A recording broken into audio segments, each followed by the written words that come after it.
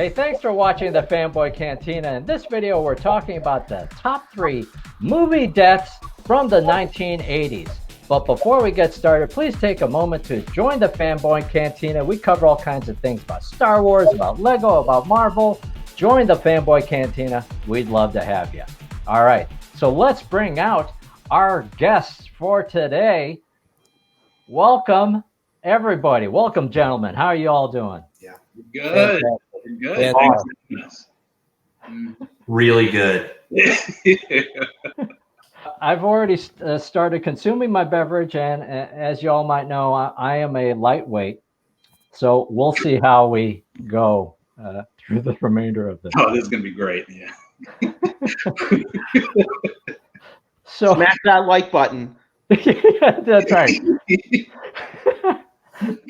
So let's talk about how we went about the format for this and what made up the top 3. So maybe Walt, can I put you on the spot? What was your thought process in the top 3? Well, the way I was thinking about it was, what were the movies when I was a kid growing up in the 80s, where as I was watching it in that moment, it hit me like a ton of bricks where, oh my God, I can't believe that just happened. And still to this day, hits me with that same level of impact. So that's how I was going through my selection. So I could really just kind of go, oh my God. So that when my kids watch it, they have the same effect.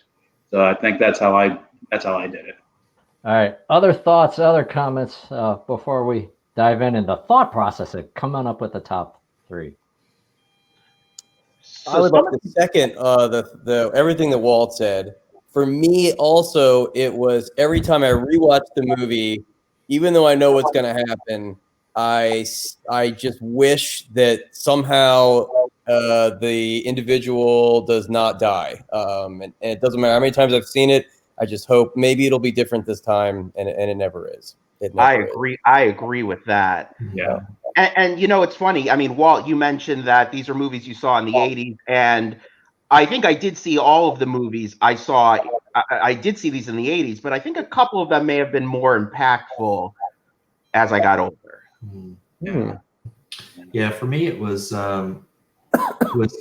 things that like really like grabbed you, right? That surprised you. It seems like all the great surprises in movies are gone, right? You think about, man, well, they're rebooting everything these days, and so there's no great surprises or stories left. One of the great thing about the 80s, I think, is that you got a lot of surprises. You got a lot of, oh, whoa, what just happened kind of moments that, it's debatable whether you still see that type of writing today. But that's really, there's a lot to choose from, I think, Greg. So. Awesome. Yeah, I'm looking forward to this because this is what we have been talking about, just texting each other for like months. So to actually realize this is a wonderful, wonderful thing. So, and there are so many tangents. Yeah, there's to which I'm certain that we're going to get there. How many parts is this video? Yeah, we might have to break it up. Yeah. Hey, Greg, before we get into it, can we go back to the numbers of Allegheny County and just make sure we get a full count for the weekend? How many electoral votes does Biden need to win? 270. But as you guys know, I'm on the West Coast, so it's still like Halloween out here. So. Oh, you haven't heard yet? Oh, spoiler alert! You gotta tell me how it ends. How does it end? I have bad news. It doesn't. It doesn't end. It's going. Yeah, just take the blue pill or the red pill, whichever one Neo took. Which is, but in this case, it's probably going to be the blue pill. But we've got, before we get to our top 3, we've got honorable mentions, and these are in no particular order. So when your thing comes up, chime in and talk about your thought process. And so actually the first one that that I've got on the list is mine. Any of you guys remember this movie, Dead Heat? Yeah. No. I So don't think I've ever seen that. this is a terrible, terrible movie. It is That's Treat a Williams. Saturday Night Midnight movie. Exactly. It's Treat Williams and Joe Piscopo as action heroes. Oh, So already you know it's going to be great. Really? and it's like this weird zombie movie, and this one really shocked the heck out of me. So this is the character's name is Randy James, and the character just dies in a graphic moment in the bathroom, and she just decomposes in like 30 seconds. The head falls off of the body. It was shocking beyond belief.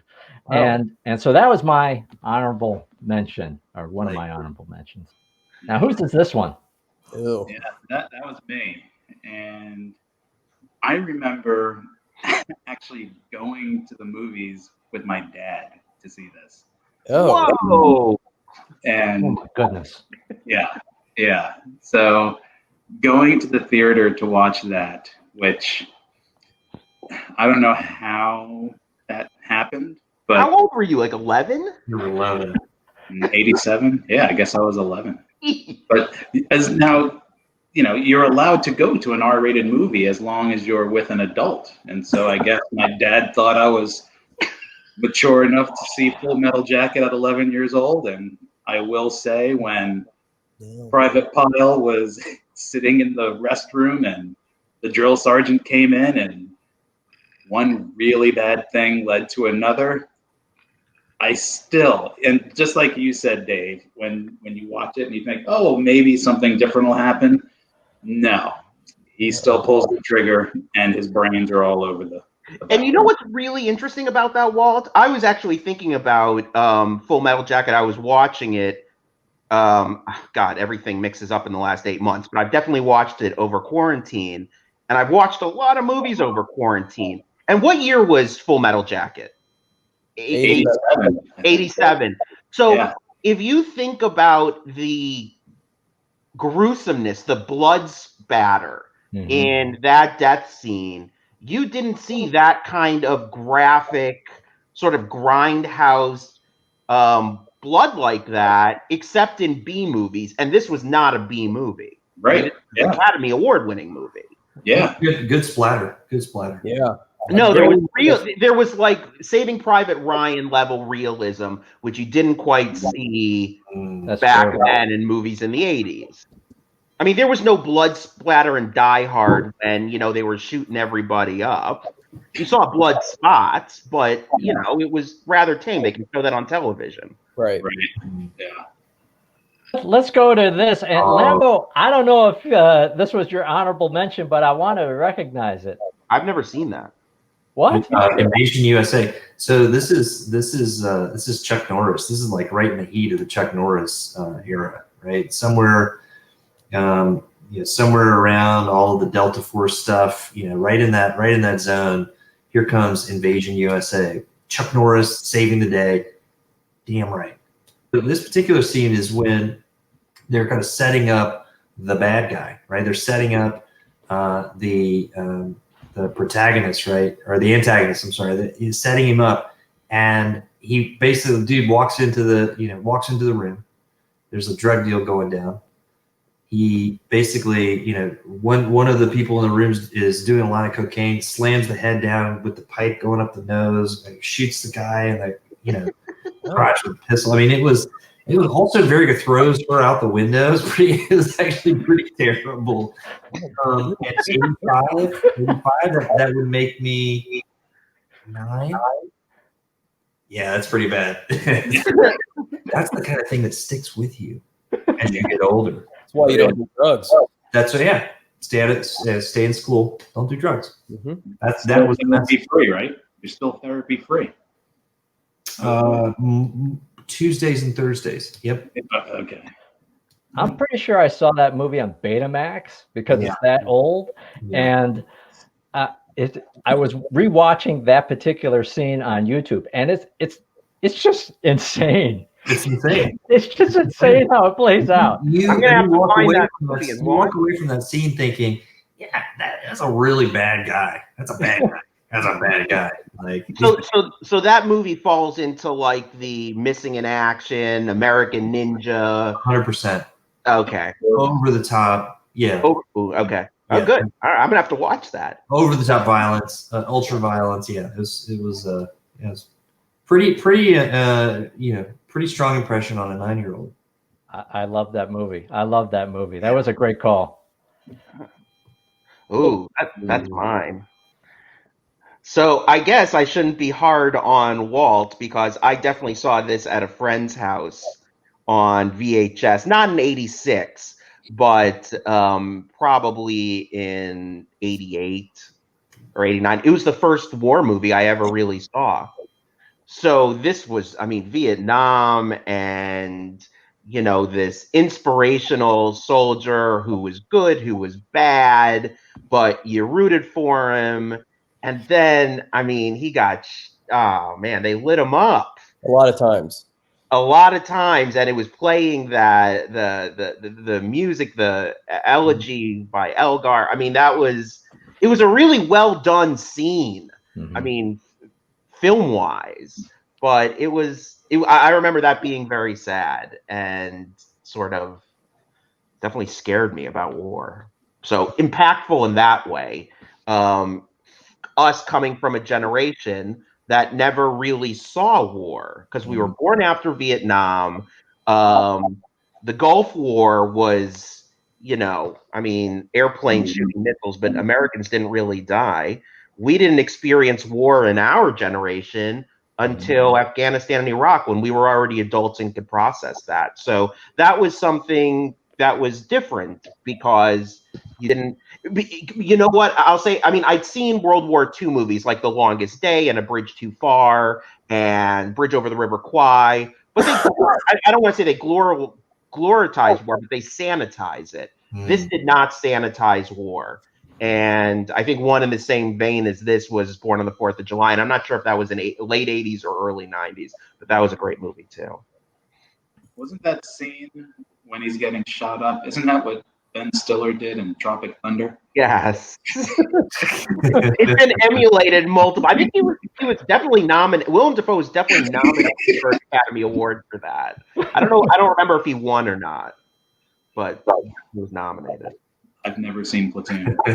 What? Never seen. Platoon was a great movie. They were out of the And I love barrel of an M16.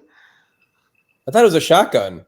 Was it a shotgun? I haven't seen it in a few years, but they were definitely smoking weed out of the gun, which was.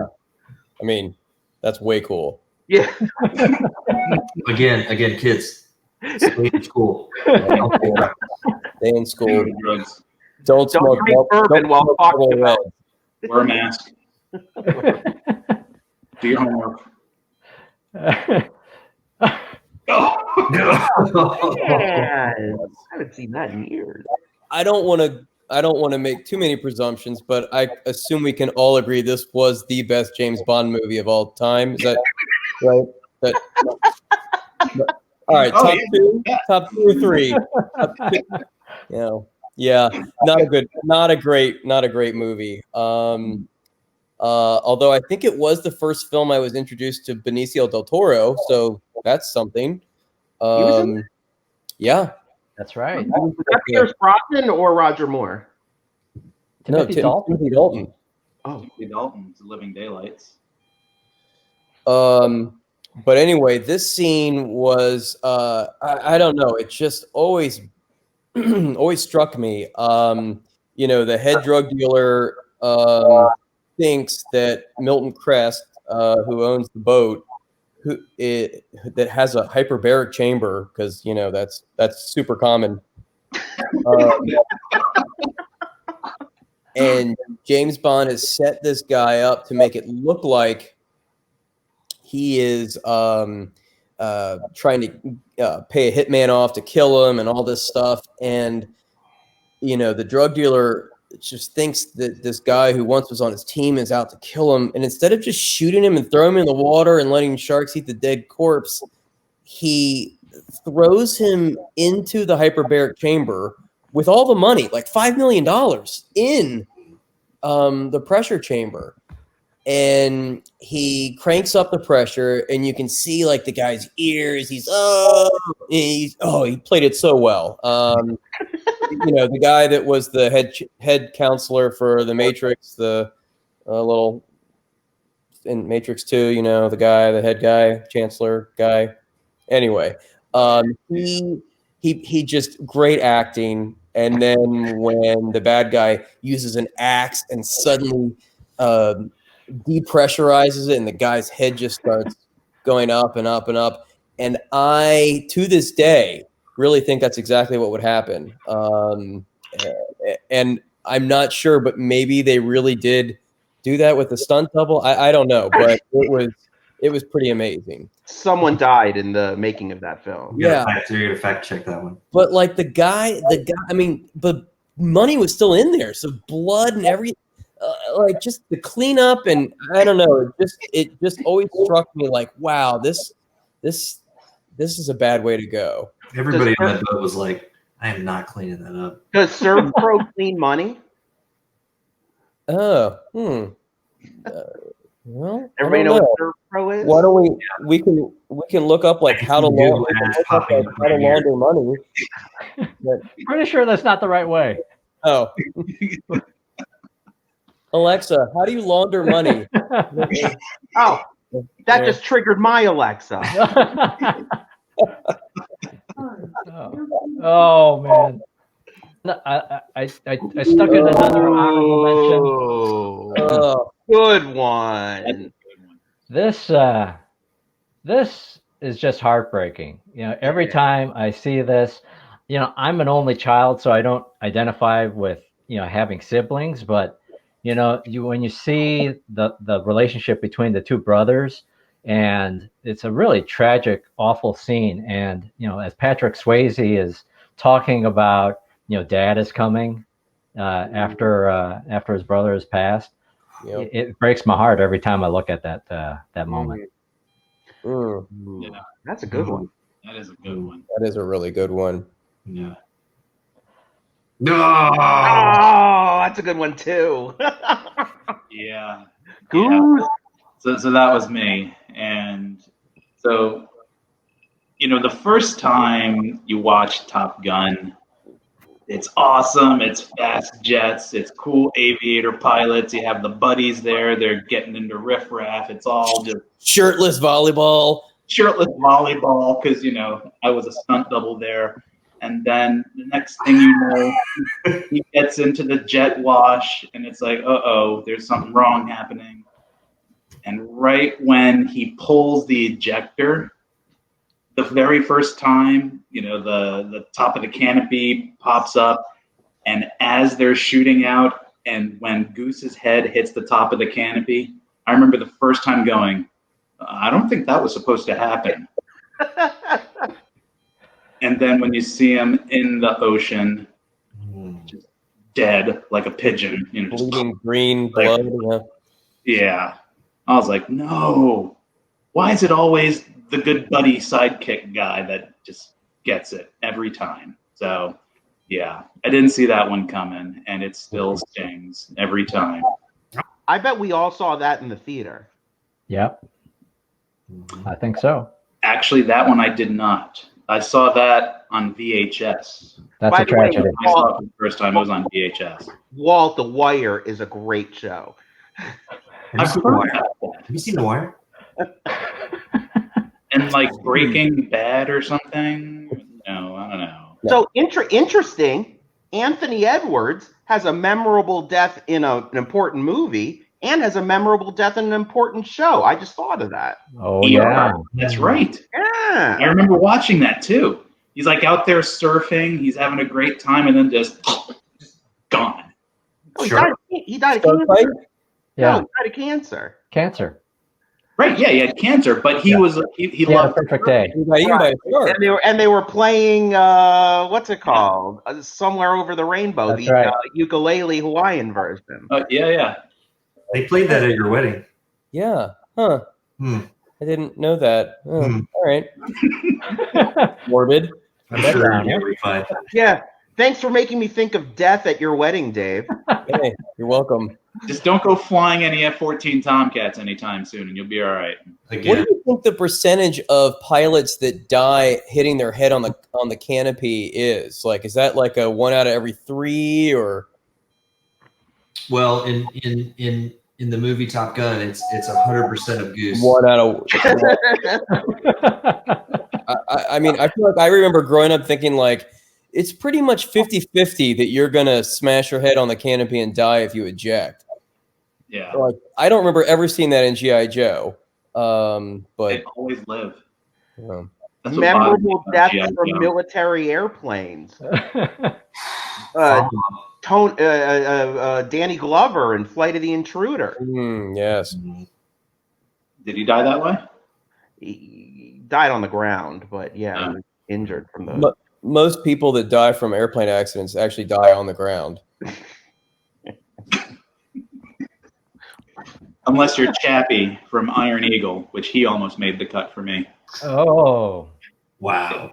Right. Yeah. So we got one more honorable mention. Oh, Really? Yeah. so actually, it's funny.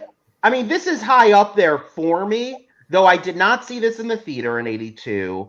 I did see this in the later '80s, but I didn't want to make this a Star Wars, Star Trek conversation, so I put it down as an honorable mention. But Spock dying in Wrath of Khan was a real big deal. Oh, yeah. Yeah.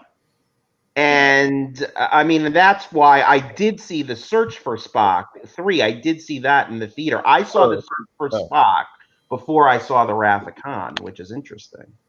I don't feel like it would have bothered me as much then. I don't think it's interesting. And that is because of age. That's purely because of age. Yeah. The first Star Trek movie I saw was number 4 with the whales, so I kind of gave up right away. I didn't mind that movie. I enjoyed that movie. The whale one? I didn't mind it. It's Come on. a feel-good, happy. No. Spock gave a Vulcan death pinch to the guy with the mohawk. Double dumbass to you. Come on. Even then, it was bad. Even then. Even then. So now we're at the top 3. And so what's interesting about the top 3, they're all different across the 5 of us, except for one. Oh. There's only one that repeats. And that's I think, really strange, actually. Yeah. I would have expected more of an overlap. Yeah, this was me. All right, Walt. Yeah. Yeah. So, I mean, big deal when that happens, right? I mean, it's Spock. He's Kirk's number 2 guy. So I loved the theme that went throughout the movie of, the needs of the needs of the many outweigh the needs of the few or the one. And so, I mean, he lived it literally to the end, where he gave himself up to save everyone on the ship, and didn't know that do unto was going others. to happen. But it was a true hero's journey. He sacrificed himself to save everyone that he loved and everyone else on the ship, and so it was. That's the way I want to go if I have a chance. If I can go, yeah, you know what? I want to do whatever the heck it is that he's doing inside that dilithium chamber. I don't know what. Ethan, maybe you could tell us what he's doing. But I'm guessing it had something to do with a lot of radiation and not enough water. I don't know. But, He was realigning kyber crystals, right? He was trying to get them to just... Well, Right. the Russians lied about Chernobyl and the reactor, something like that. I don't remember, but The Wessels. Wessel. the nuclear vessels. He didn't really do much in that chamber. He just kind of stood there and then died. He put some gloves on. He's sticking his arms in whatever it is. You got fog and other stuff. He keeps looking up at a computer. The next thing you know, it says nominal. And Kirk is like, yes, Spock, he did it. Let's go. And then I think what's great, like leading up to that, is when it hits Kirk, when Scotty comes over the PA and tells Kirk, "You better come down here." And then the scene all of a sudden just cuts over to Spock's seat, and he's not there. And that's when it immediately hits Kirk like something really big has happened, and it's not going to be good. And I thought it played out beautifully. And it was really interesting, the symmetry with the newer Star Trek, where Chris Pine is the one that, because of the change in timeline, Chris Pine is the one that that dies. Though, thank God they have to put his thing into a planet with the Genesis weapon to make him come back to life, because I didn't need to see that. Great Scott! I also liked it when Scotty plays the bagpipes. For some reason, I always thought that was kind of cool. It was sad when they shot him out into space. Yeah. Yeah. Playing outlawed tunes on outlawed pipes. All right, let's get to our other number 3. Our other number 3 is Rip guy. R.I.P. You know, like, this is a really great movie. Yeah, it is. I actually sat in a bar in Portland watching this movie with no sound and just sat and watched the whole thing, like no sound, because I remember all the words. So that's commitment.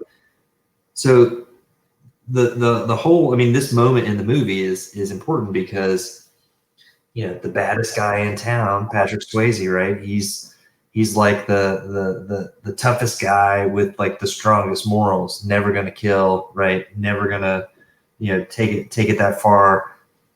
But somebody pushed him that far, and he really got pushed, you know, beyond his limit, and ended up having to take his life. And he did it in a spectacular way, and it was fantastic. It was so gory, you know, like, of all the ways to kill, like, every 80s movie you saw up to this point where two people are fighting, it was always the head twisted sideways, snap the neck. Not this. No. Not this. Not, I'm gonna rip your throat out. It's a new day. Surprise, right? Throat ripping. It was surprising, and yes, I hated that guy. Yeah. It was very satisfying. It was a satisfying death. That's a good one. So this is mine, and this I did see in the theater, and this was, I will admit it, this was the first time I ever cried in a movie, because Atreyu made so much about that horse and what ARTAX did for him. Him. No, it looked like a girl. It did for him. No, but I mean, they were on this journey to do this thing that everybody, you know, that you understood what he was trying to do to save all of his friends and his planet, and the only thing that he had with him before the Wish Dragon was ARTAX. And when ARTAX made that final sink into the into the bog, oh God! He comes back at the end. That was really sad. That was really sad. I mean, that's the first movie I ever remember, you know, crying in a movie. No, if you watch that and don't cry, there's something wrong with you. As a child, that was really tough to see a horse go through that. Doesn't ARTAX come back at the end, though? Yes, which is why it didn't make my top 3, because he does end up. It's like everything sort of hits reset, right? Yeah, Superman like flies around the world a couple times and everything goes back. Oh, yeah, that's right. That's right. Yeah. Keep in mind, it's still in the little boy's imagination. I mean, you have to think about it from the meta perspective. It didn't really come back to life. It was just teaching the little boy that it was okay to be sad because his mother died.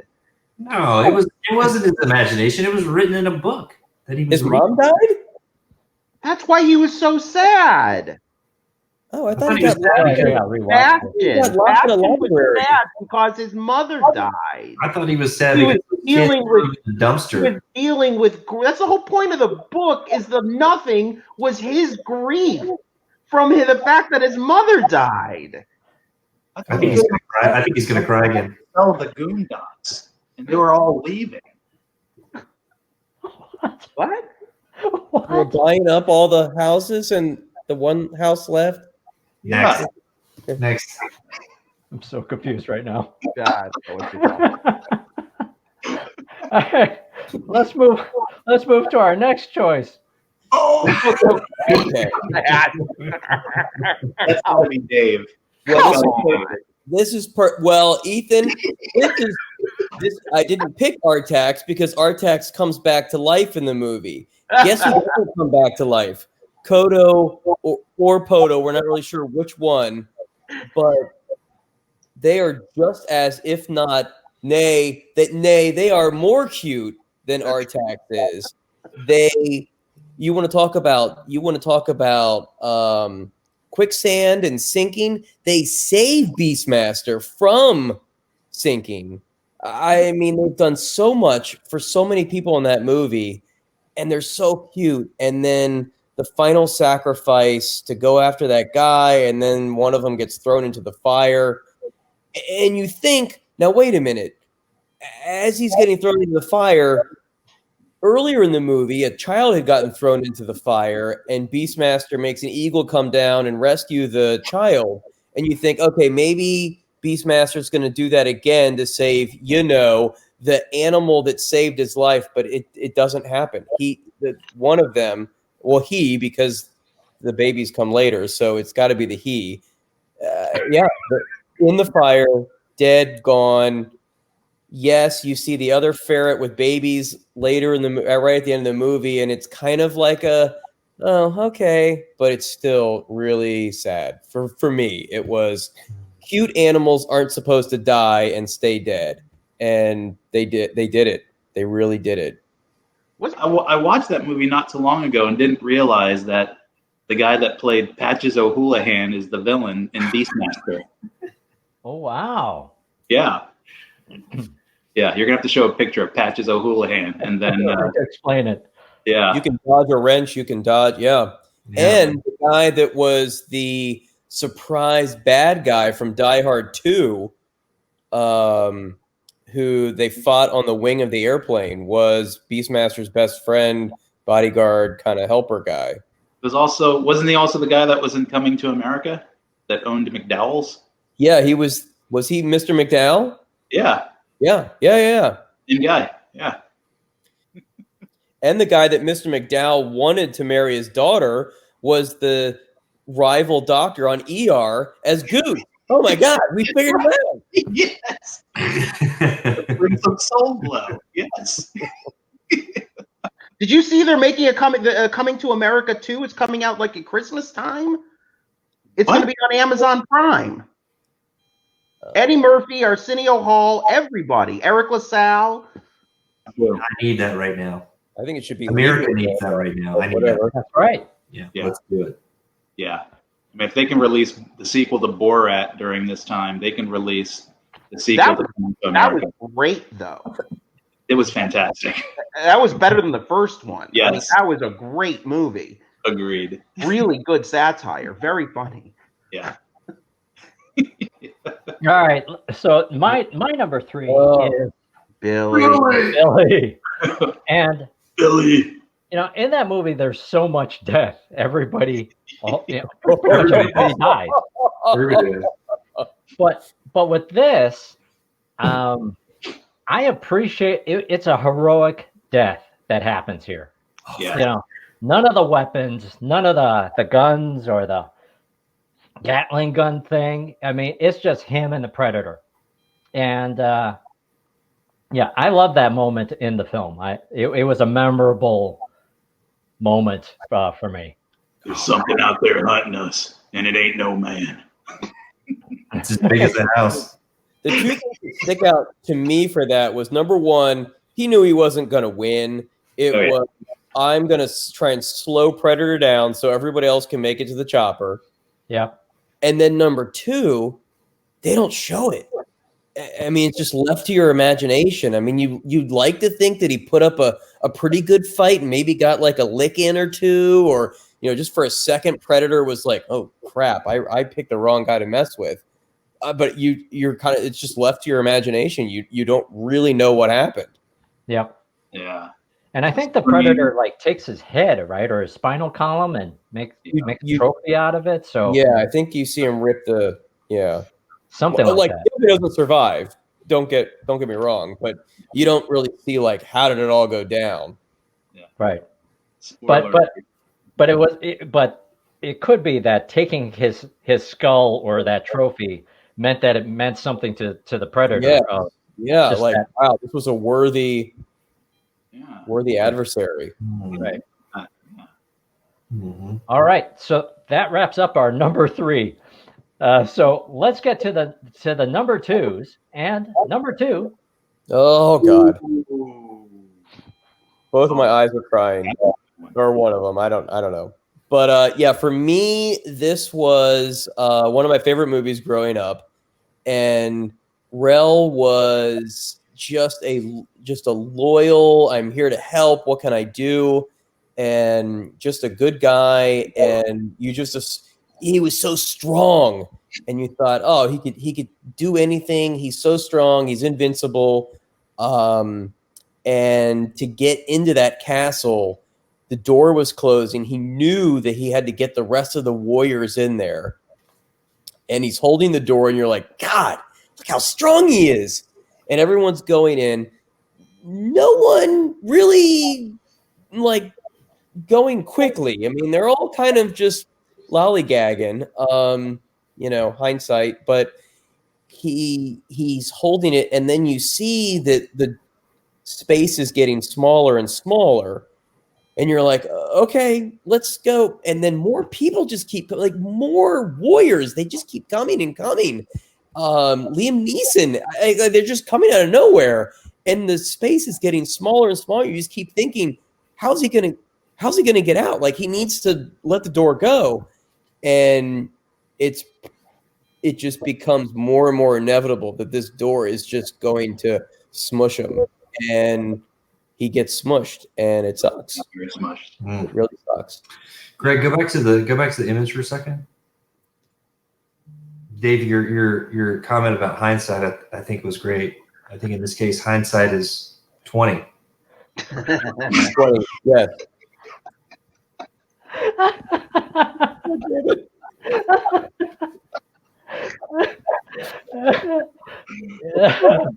That's awesome. You know, it's kind of like George R.R. Martin stole Rel, right? Isn't this kind of KODO? I was thinking, yeah.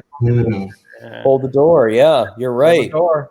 Oh, So right. Mm. Mm. Oh yeah. Ooh. Oh yeah. Mm-hmm. So yep.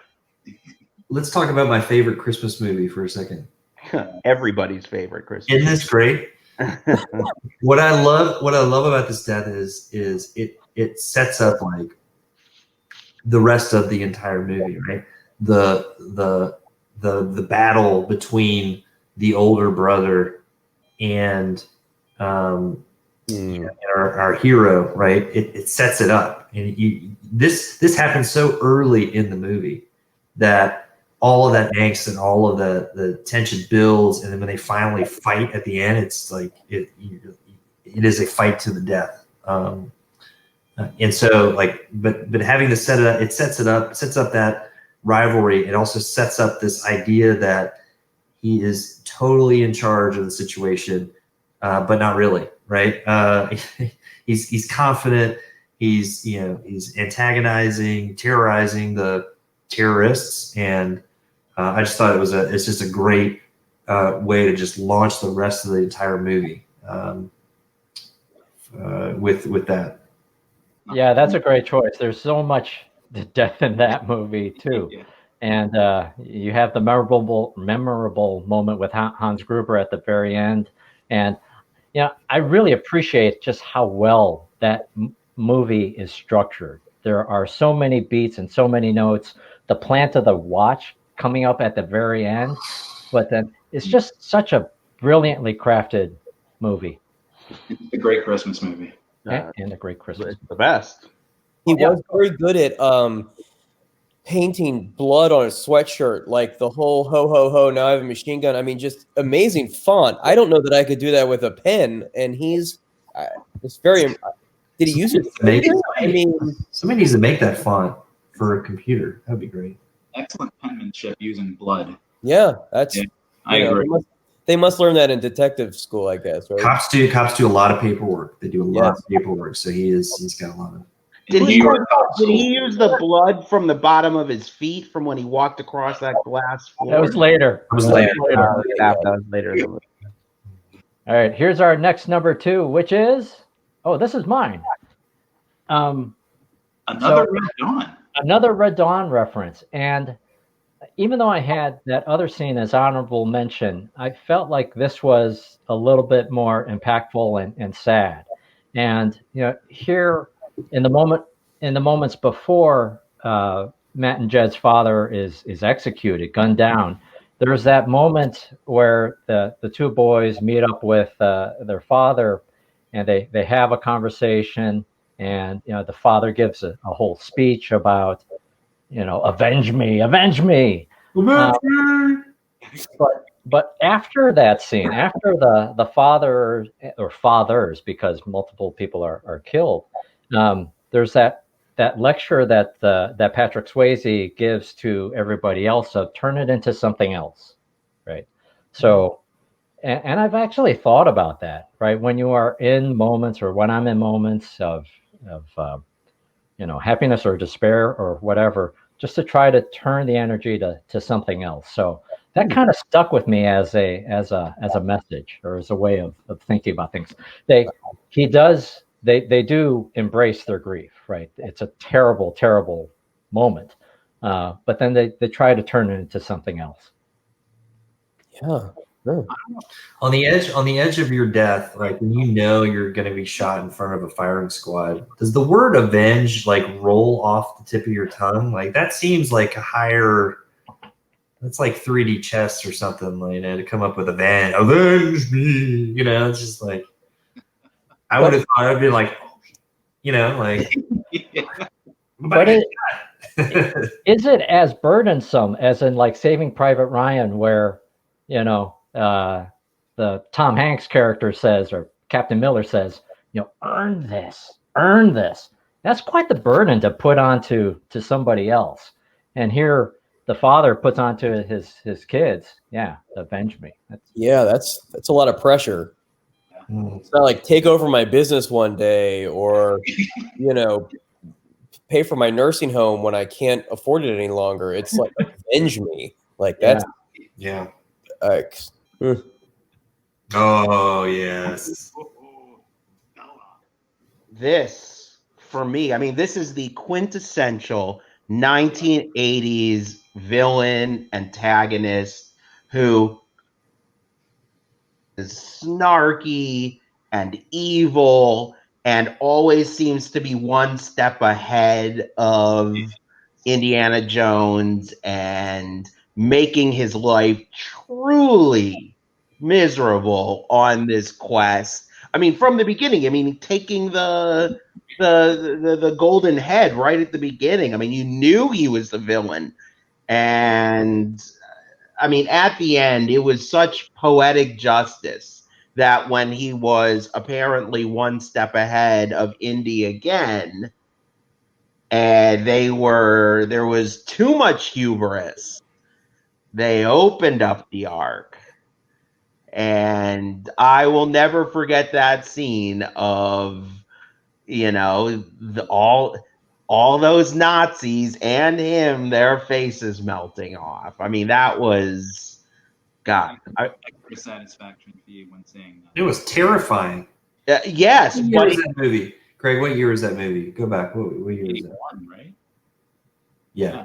Okay. I was 5. Probably saw it. No, I think I saw that in the movie theater like a year later. I don't know. I remember being in Raiders of the Lost Ark, and I feel like movies were in the theater longer then.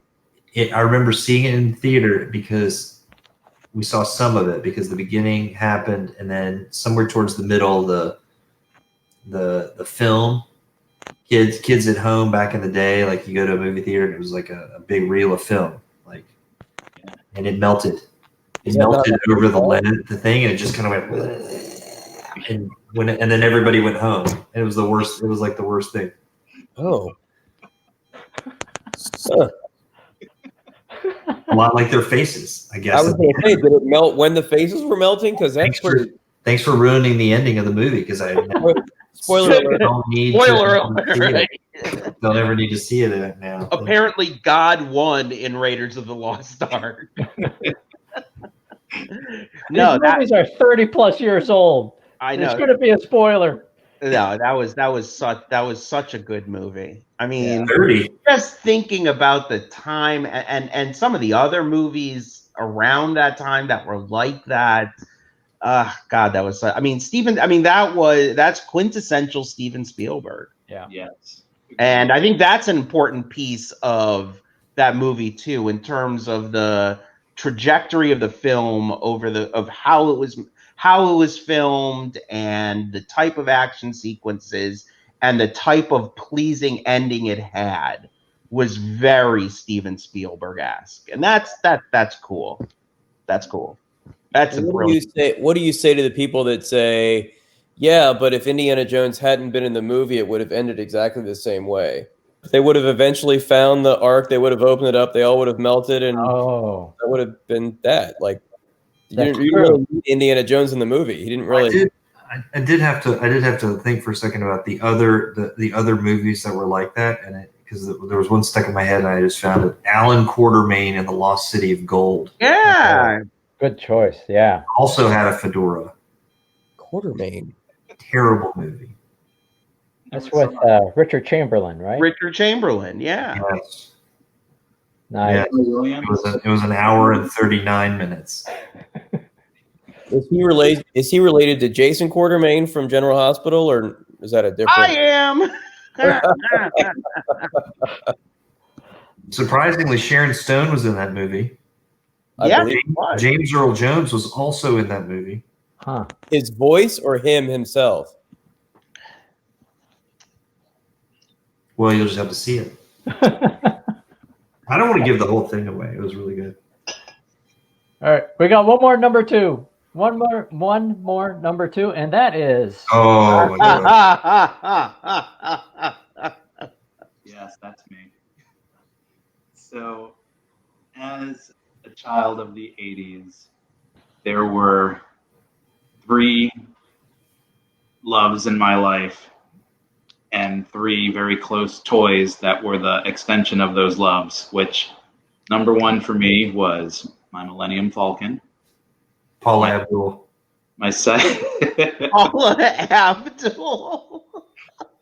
It was my Millennium Falcon, my Voltron, and my Optimus Prime.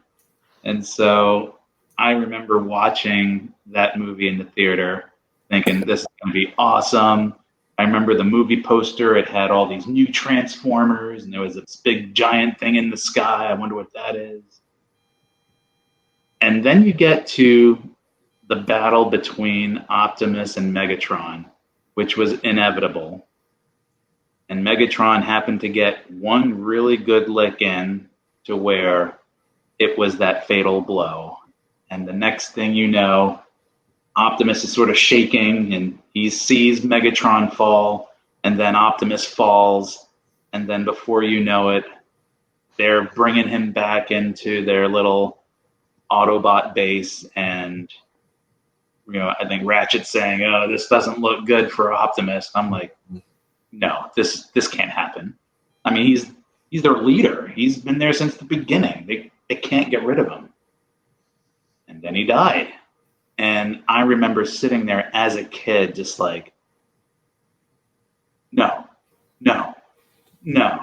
I mean, what's going to happen? I mean, the whole series, he was the one leading them into battle and doing everything, and now he's gone.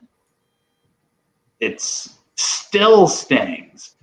And you know, I've introduced my son to the Transformers, and he's been watching a lot of the old episodes on Tubi because they have them all on there. And he then watched Transformers the movie. And so I'm sitting there. Tubi, it's another streaming service, and they have the entire Transformer series on there for free. Really? Wow. Oh, I'm gonna watch that tonight. Yeah, it's great. It's great. Are there commercials? Some of them do, some of them don't. But when they do have ads, it's literally like 1 30-second ad, and that's it. Cool. Totally worth it. And so I'm typing that right now. Yeah, so I introduced my son to Transformers, and then he watched the movie, and I was watching his face when I knew that moment was coming up. And so that moment came, and he just sort of stopped, and he looked at me. He was like, "Dad, is he dead?" I'm like, "Yeah, son, he died." Yeah. And I think that might be his first like comprehension of what death is. Like there, you're alive, and the next thing you know, you're just black and white. And just I think it's great that you're sharing movies and apparently therapy with your children. Oh yeah. Now, because that's gonna stick with him for a long time. Was your son more upset about the fact that Optimus died, or that idiot Hot Rod was now the default leader for the rest of the Autobots? Because I'm like, I hate this guy. He's terrible. So he doesn't know what he's doing. No. So, but apparently he's got that touch. I like it, but he's got nothing, man. He didn't have the touch. well, I completely agree with you. Loves Hot Rod because he's a cool looking car, and so I mean we're doing Cub Scouts right now, and right now we're designing his Pinewood Derby car to look like Hot Rod, and so. For him, it doesn't bother him that Hot Rod is the replacement guy, but it is what it is. I have a follow-up question. Are you putting a tiny little matrix of leadership inside of the Pinewood Derby car? What? I didn't think about that, but the gears are now turning. I might have to. Yeah, like put a little lead weight, right? Jace, you put it in the front or the back to make it go faster? Yeah, more in the middle. It's kind of in the middle. Oh, okay. 1 inch from the back. I watched this YouTube video with some NASA scientist guy that designed one. Probably the same video you saw. Yeah. Yeah. I'm trying to replicate that. Yeah. I got bad news. When I want to know about NASCAR, I always go to NASA. Come on, man. Go to NASCAR, not NASA. NASCAR. Okay, that brings us to our number ones. And as a nice transition from our chat about Optimus dying in Transformers the movie, number one. Oh God. Oh. Everybody dies. Yeah. So Optimus dying, I mean, that was big, but this was, going into the movie, of course, you'd watch the cartoons, you'd watch G.I. Joe cartoons, and everyone's shooting. Everyone is like a special ops person who apparently has the best aim ever, and everyone's shooting, but no one ever gets hit. I mean, it was just understood that we're all going to shoot at each other, but unless you're in a vehicle that we can shoot and you can safely eject, we're never going to hit anything. And you just go in assuming Transformers, they can't die. Like maybe they'll get roughed up, maybe they'll get nicked, but they're not going to die. And then the movie, within the first few minutes, they bust into the Autobots' spaceship and they shoot Brawn. And it's a little nebulous. Like you see him go down, but it's kind of in the shoulder, and you're like, oh, okay, he'll get back up. It'll be fine. But when PROWL, the police car, who was freaking awesome, really hard to transform, like many, many, many steps. But when he gets up and he gets shot, I mean, there is no doubt that he is dead. You see like the fire come up out of his mouth and his eyes, and then he loses all his color and just falls. And for me, it was just like a, whoa, things are about to get real in this movie, and some bad stuff's going to happen.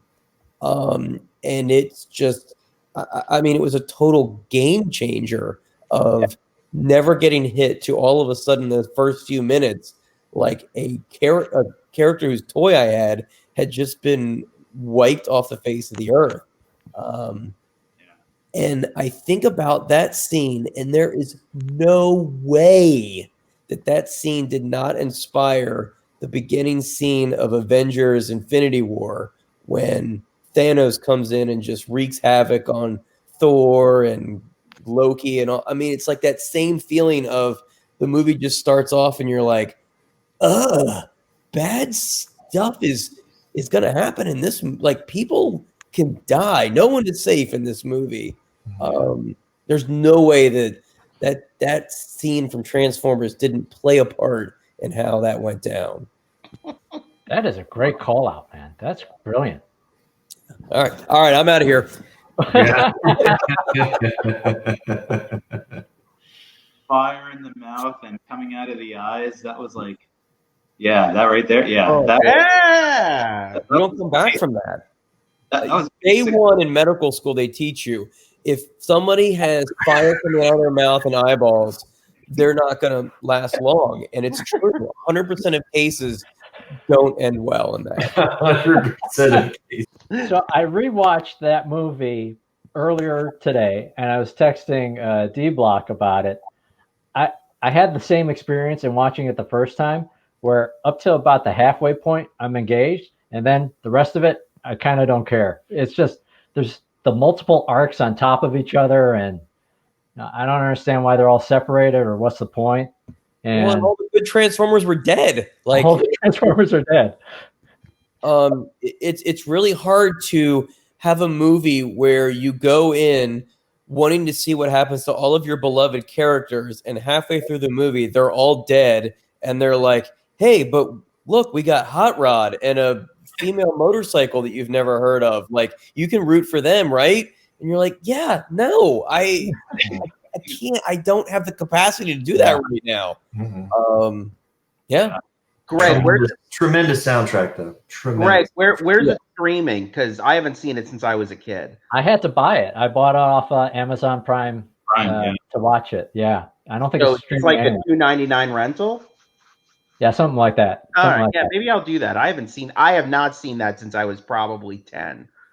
The part Well that done. sort of confused me is when they're in the room with the Sharkticons. The Sharkticons. Yeah. And you have the thing with the multiple heads and it keeps spinning, where there's they're like guilty or innocent. Mm-hmm. And it always says innocent. And then they die. I'm like, wait, shouldn't they be guilty? But they kept saying innocent. That part always threw me off. It's like, wait, this is like reverse justice. Right. Japanese animation, weird, don't know, but I'll go with it kind of thing. Yeah. Yeah. I never got that. All right. They're kill them. What? That's what they were doing. It's like, Yeah. let's kill them. Shouldn't they were guilty? Jury and executioner. Yeah. By Shark. Let's get to our next number one, which is Ooh. But he didn't die. Yeah, but look, I mean, He's doing well there. he was flatlined for quite some time, right? Yeah. So, well, here's the thing, right? So It's like this movie 82. So how old are you in 82, right? You're pushing 6, you're pushing 7. Yeah. And you're watching this movie about aliens. Number one, this is actually a very scary movie.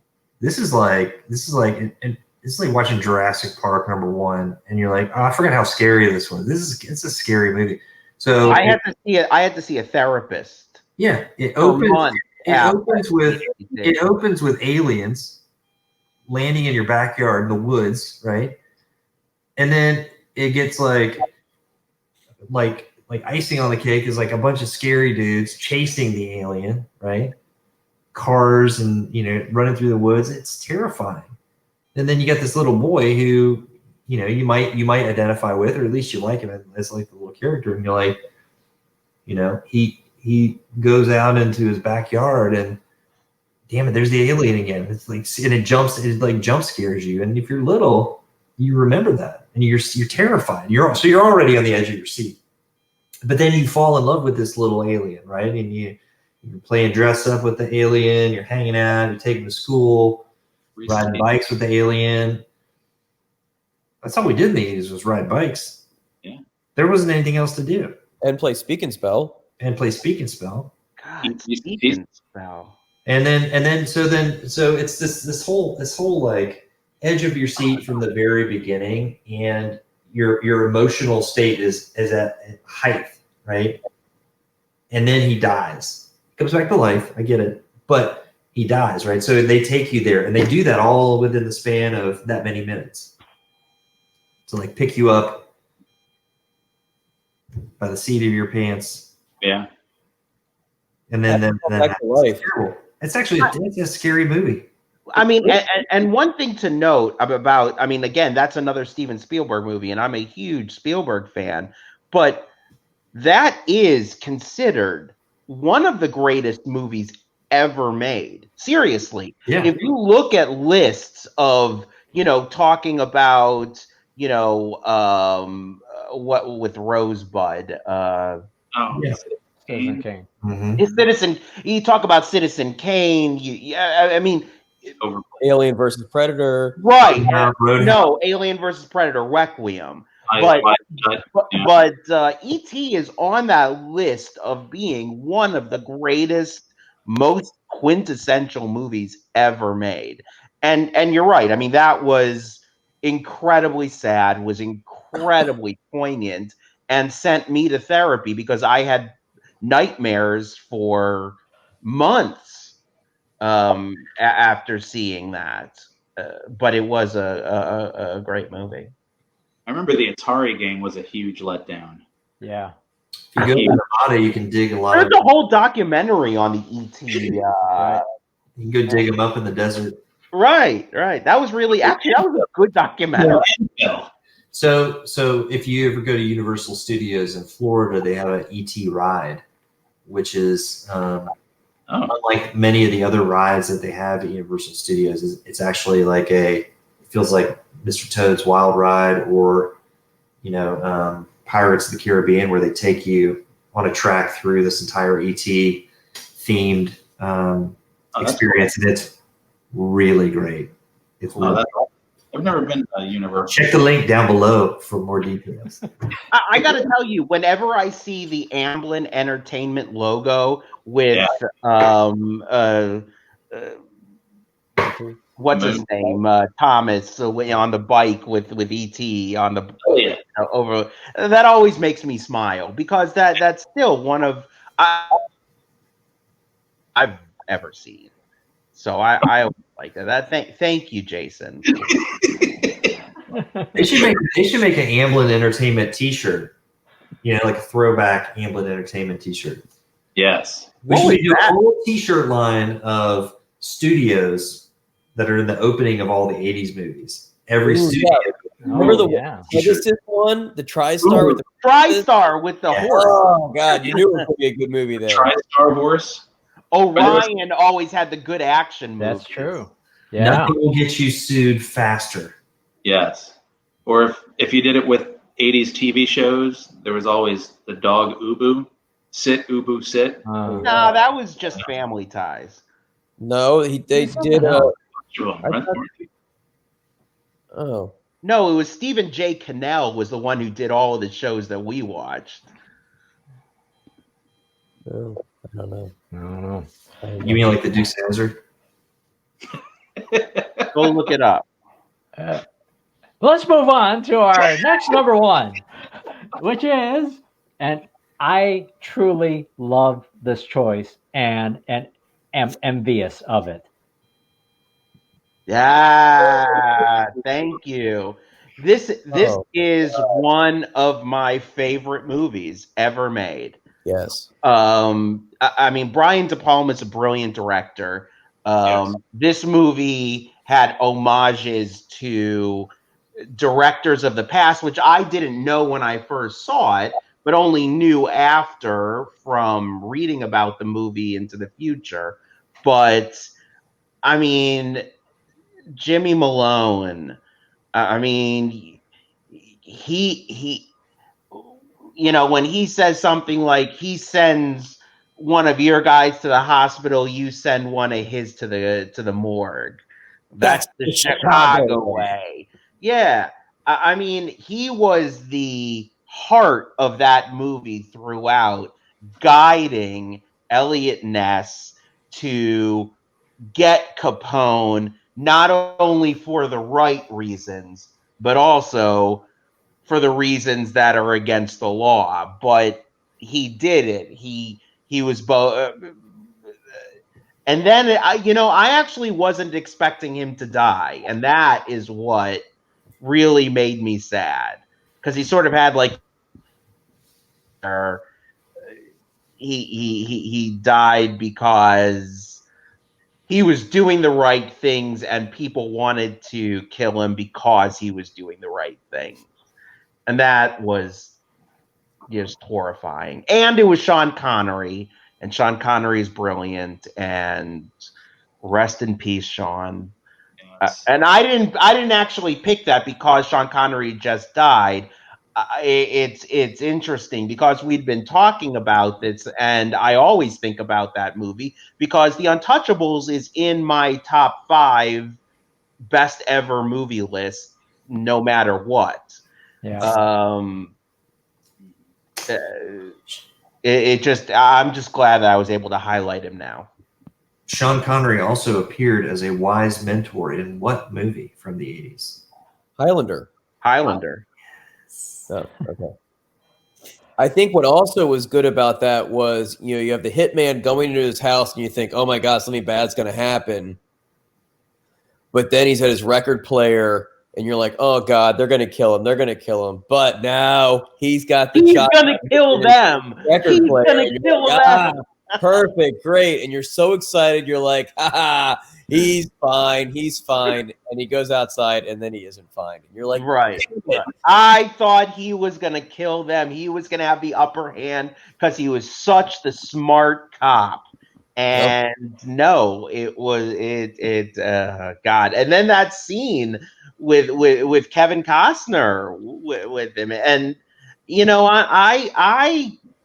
I hedge on Kevin Costner. Kevin Costner has been in great movies and has been great in great movies and has been very bad in very bad movies.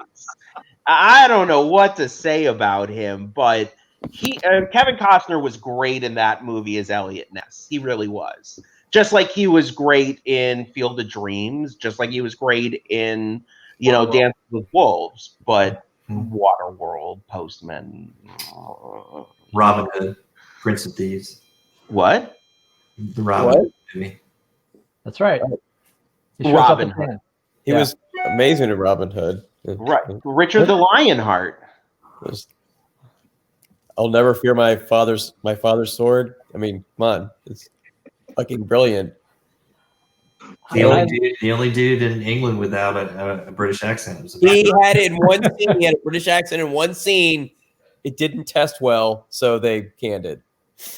That's right. He was the only person in that movie not to have a British accent. The only person that saved that movie. The only person that saved that entire movie was Bryan Adams. Yeah. Oh, Alan Rickman was great in that too. That's right.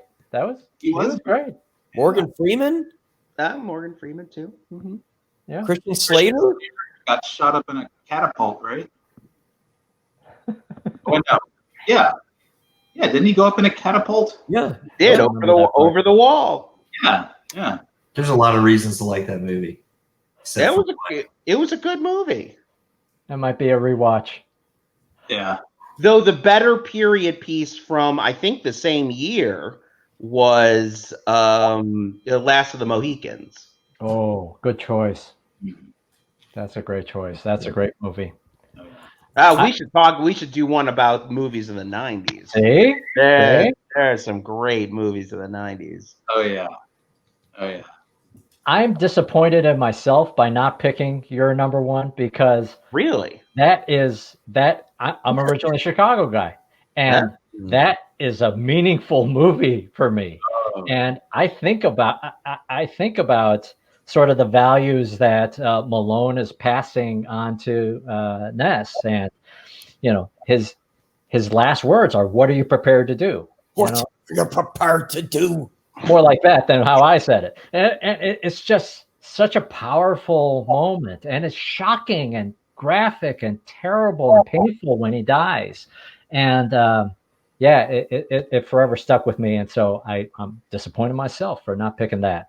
I mean, one of my favorite scenes in a movie, I don't know whether it was because of the trickery or because of the casting, but was when Malone went out onto the porch in that cabin in Canada and put the gun in the dead guy's mouth and was asking him to tell him something to get the guy who was inside, who was alive, to tell him. That was such a great movie scene that Can't talk with a gun in your mouth. yeah.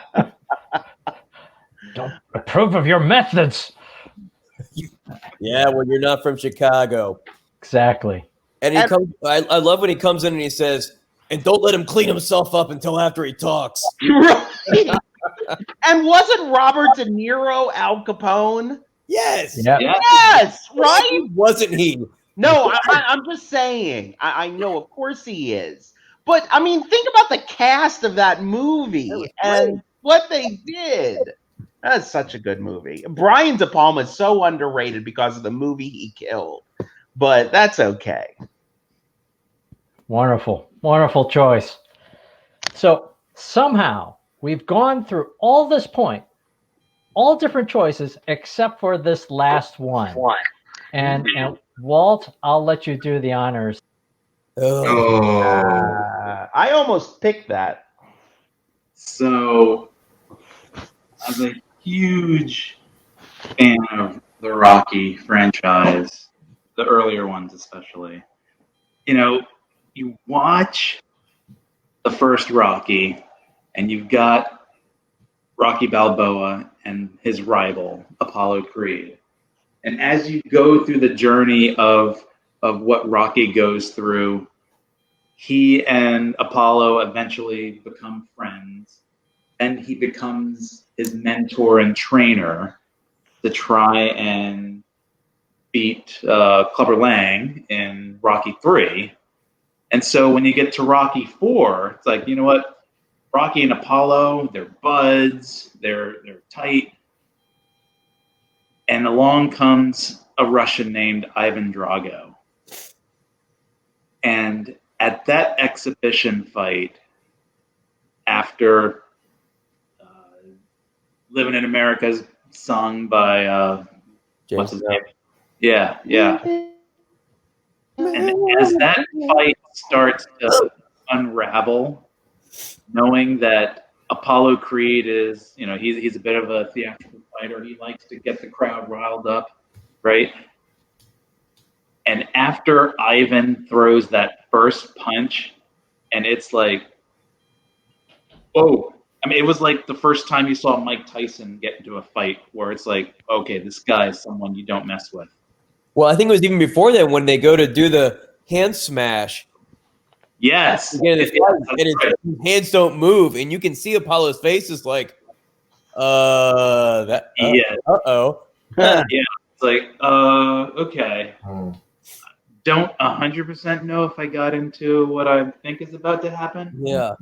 But as that fight unravels and he all of a sudden gets pummeled in the first round, it's after that moment where it's like, okay, this cannot go the way that this could possibly go. right?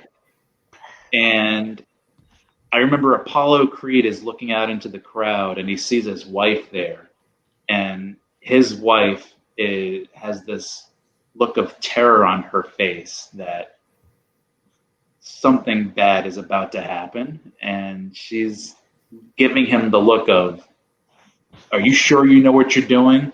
Because I don't like what's happening and it needs to stop. And so he goes back out there and he gets pummeled again.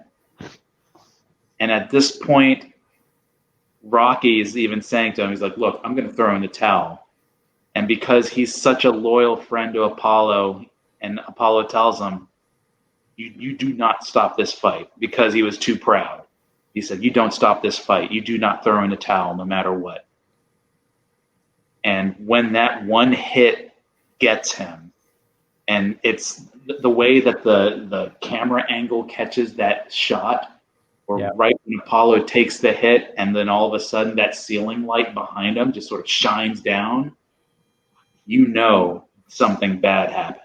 Now, the first time when I watched it, I did think, oh, wow, okay, maybe he's going to end up being paralyzed or something.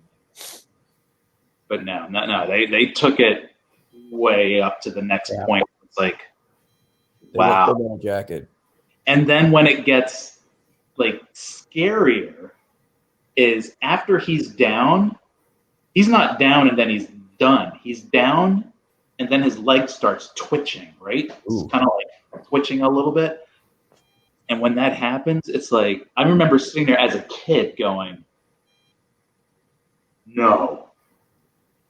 And after Rocky's holding him there, what really just drives the last nail in the coffin is the way Ivan Drago is looking at Rocky when he's just giving him this death stare. And all he had to say was, if he dies, he dies. Like, he just didn't care. And that just sealed him as an absolute villain. So it made Apollo Creed's death even that much more meaningful and hurtful, and it just stung a little extra. So for me, that was an easy one that stood out for me as a kid going, wow, that's rough. Yeah. This is the only time that there is a repeat, so it is also my number one as well. And it's a traumatic, awful scene. It's not just a scene in a movie. It's a scene 4 movies in where you've seen the arc of Apollo Creed, right? Yeah. And it's a moment, and to see it happen, it's the whole twitching of the leg thing. Exactly. I don't know if you. I can't remember any other movie where I'm sure if we were to Google it, maybe we could find twitching bodies or something. But it's kind of graphic for that time, right? To see somebody die in that way in such a graphic fashion, and you're wanting for Rocky to throw in the towel, right? But as you said, there's that commitment to his friend, so you understand why he didn't do it. But then to see it happen, and the sheer evil of Drago is it's just astounding. From a filming from a movie standpoint, and from a sports movie standpoint, I actually think that Rocky IV is underrated in terms of being a really good sports movie. I mean, there are aspects of it that folks can consider hokey, but it was actually an influential movie. I mean, thinking intellectually, this was right at the end of the Cold War, too. Yeah. And that's actually an interesting aspect. But at the end of the day, there are few movies that, like, I would rather watch, though I know the original Rocky is a great movie. It's brilliantly written and brilliantly directed. I would rather watch Rocky IV because it's more exciting. It's more interesting to watch. Yeah. That's not to say that Rocky ultimately, the original, is probably, I mean, the best movie of the series in terms of cinematics, but I'd rather watch Rocky 4. And that says something. And I think they did something interesting in that year for what was going on in America and what was going on in the rest of the world. That was a great movie. And it was a great action movie. Mm-hmm. Also had a great 80s montage moment too. Right, the training montage was fantastic. Yeah. Montage is great. Old school versus new school. Yes. Yes. Hey, Lambo, I know you listen to the Rewatchables podcast. Have you heard the one about Rocky 4? No. What's the Rewatchables podcast? Oh, you're in for a treat. Yeah, you'll love it. I'm picking up my phone and Enjoy that. Gonna put this in. Yeah. Oh, by the way, iPhone 12. Nice. iPhone 12 Pro. Somebody sponsor us. But with the Rewatchables podcast, they covered Rocky 4 recently. And what's interesting about the whole montage thing, apparently somebody actually watched and counted 30% of the movie is montages. Oh. It's like a music video all the time somehow, or 30% of the time. Huh. Wait, Because so it's not just the 80s really felt like montage. Wait, so they're saying that there's more than the one training there was other montages? No, there's like he's in a car and they're driving montage. There's several training montages that actually happen during the movie. And so there's actually very little content except for 70%, and then otherwise it's There's Okay. been That's a whole episode we need to do on best 80s montage. Yeah, you got Karate Kid, you've got Rocky. There's Rad when he's trying to learn the backflip. Rad. That's a good movie. I saw that. Name a movie that has a better dance scene on bikes. You can't. You cannot name a better scene. Cannot. My understanding is that Sylvester Stallone is putting together director's cuts of some of these Rocky movies. Oh, really? I didn't hear about that. Yeah. Trying to remove the robot, maybe. Yeah, that right. Removing Paulie's robot. Why is it there? What's the point of this? That would be a good. Yeah, I could see that. One of my favorite parts. No? Apparently, Greg and I both read The Den of Geek. It always struck me that the director's cut wasn't the original movie. Just like why in charge of the movie? Because isn't it the director that makes the final call? So shouldn't every movie? The studios make the call, but it's just a kind of a funny term. You're like, all right, you're the director; it should be your cut, right? But aren't we looking forward to Justice League with the new director's cut, the Zack Snyder cut? I am. 4 hours? I didn't think the movie was so awful in the first place. It wasn't great. Yeah. But it wasn't, it wasn't the worst superhero movie. Yeah, I agree. I mean, we could have a whole podcast on bad superhero movies versus good superhero movies. But Batman versus Robin, hands down, #1 worst. Green Lantern and Green Hornet were pretty terrible too. There you go. But for different reasons. But you're right. I think Batman and Robin was probably the worst superhero movie ever made. It wasted a budget and stars. Yeah. I never need to hear Seth Rogen say, "I need you to take the bullet out of my meat." Right. Exactly.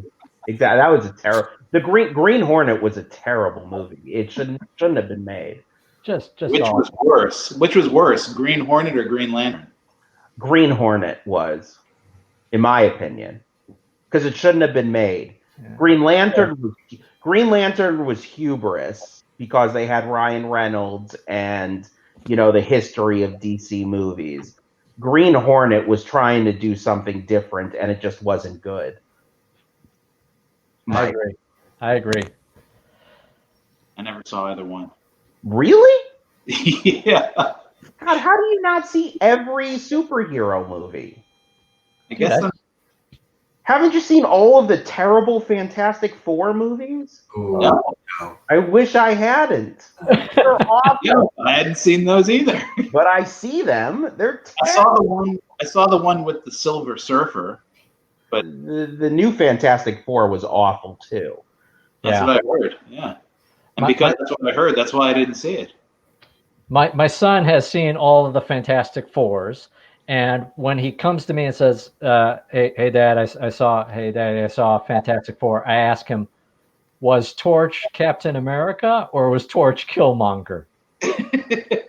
That's how we figure it out. How old is your son? He's 11 now. All right. Yeah. All right. So that's cool. You see, you can have cool conversations with your kid. He's a smart kid. His favorite superhero is Martian Manhunter, which is kind of a deep cut. Well, Wow. no, he's a comic book kid. He's not that big into comics, but he's somehow How does he know knowledgeable. about that? I don't know. It's a mystery. Wait, how does he know about him? Well, you know that the general in Superman is supposed to be Martian Manhunter, but he's in disguise. General Zod? No.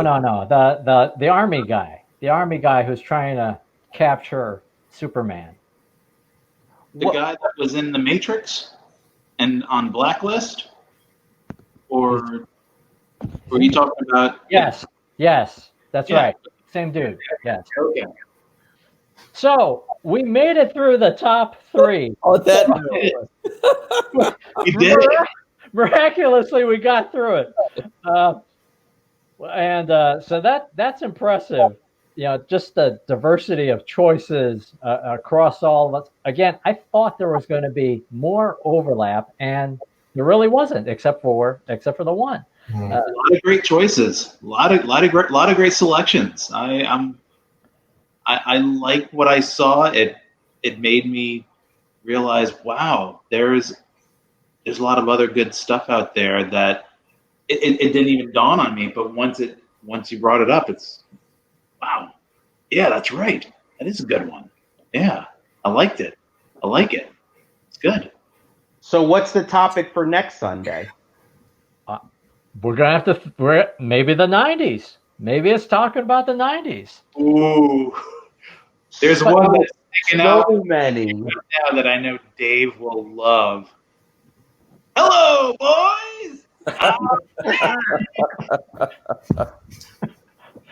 That might have to be in my top 3 too. That was good. Oh man, that was a feel good moment. I'm back. But can I say Bill Pullman just run for president? something that is shocking for me of our choices? We have this text chat going because of playing Star Wars Battlefront, Yes. which we haven't played in a very long time, but that was kind of the starting point of this text chat. Yes. The name of this channel is Fanboy Cantina. Yes. No Star Wars. Mandalorian? We gonna talk about that? No. Hey, you bring up a good point. No one. Now, I will say I was debating about adding Yoda to my list from Jedi because when he died, it's like, oh man, really? But you kind of saw it coming. I mean, the dude's 900 years old. He's got to pass away. So for me, it wasn't as much of a shocker. What about Darth Vader? That would be the bigger shocker. What I'm wouldn't it? saying, yes. How did we not pick that? I think it's okay that it didn't show up, but it is kind of shocking. Just 5 people, by law of averages. I think we all did our best to stay away from what we normally talk about. I mean, look at how many people in this picture here are wearing Star Wars t-shirts. Yes. Yeah. I see you, Greg. I see you, Walt. Hey, what's yours? I think yours is a Yoda. Oh, Yeah. okay. No, I thought it said Yoda. Still good shirt. I'm wearing a Head in the Heart t-shirt.